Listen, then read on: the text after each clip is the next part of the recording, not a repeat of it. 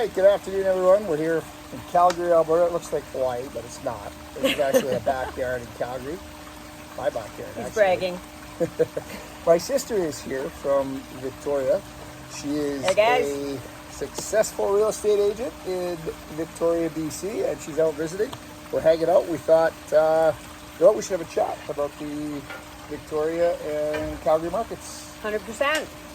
So, what's the market like? What's going on in Vic? Well, I'm here in Calgary, so that kind of speaks volumes.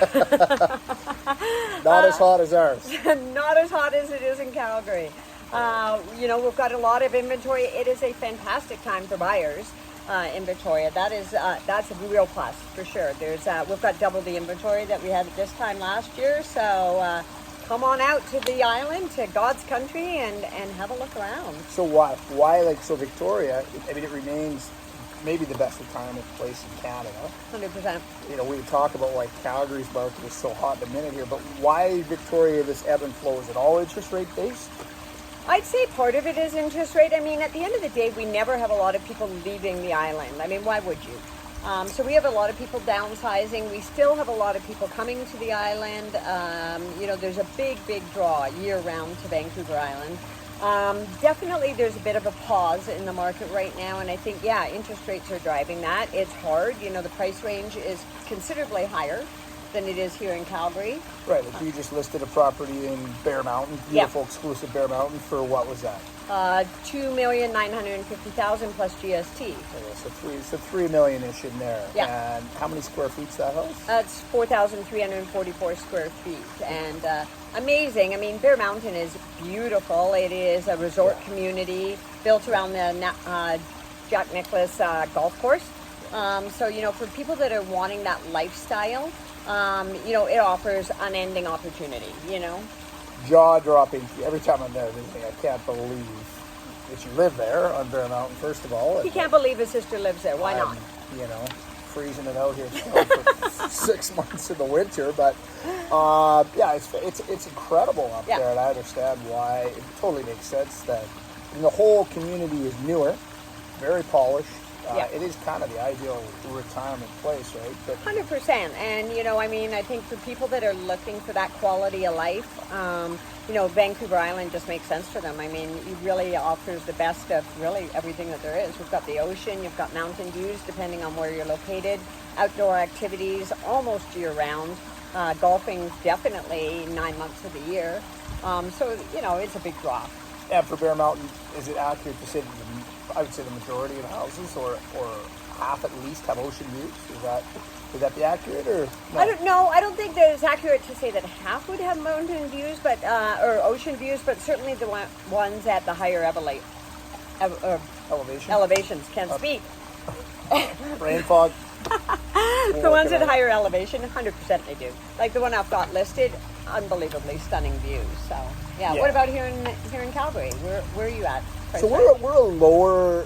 I mean, our price points are lower than Victoria for sure. I mean, it's more affordable here, and that is one of the things that's driving the Calgary market, right? I mean, you do get some of these upper range homes, for instance, Charles Real Estate. I'm with Charles Real Estate here in Calgary. I'm a real estate agent as well. They have there's an agent in our brokerage who just listed a home in Mount Royal, Stuka, for $10 million. Wow, so what kind of an ocean view comes with that? Yeah, not so much. And it's mount, but there's really no mount. I guess it's royal. I mean, it's gorgeous, right? That would be the community here in Calgary that, you might get something in Springbank, you might get some other stuff in the West End.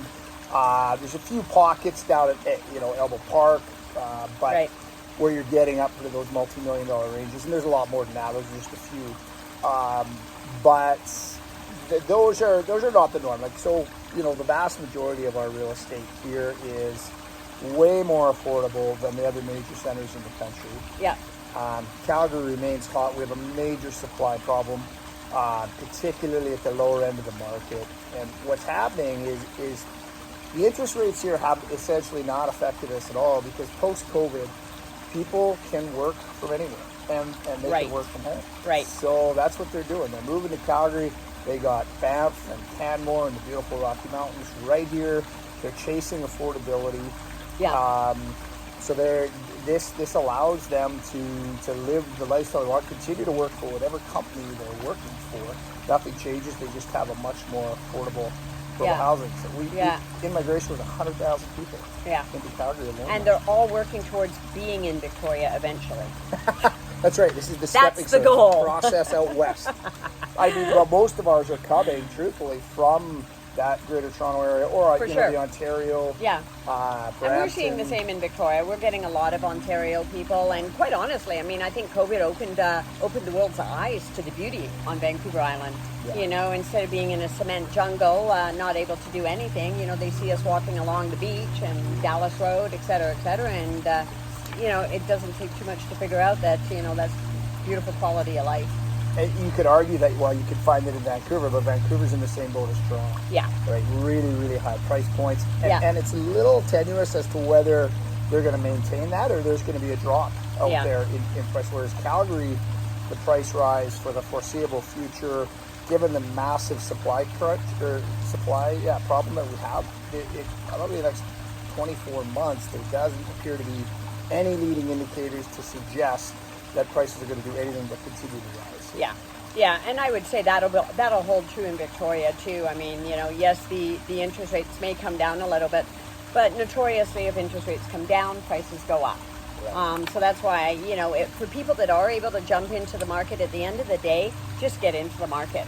You know, over the 5-year pendulum there, you know, more chances than not that your value is going to go up in your house.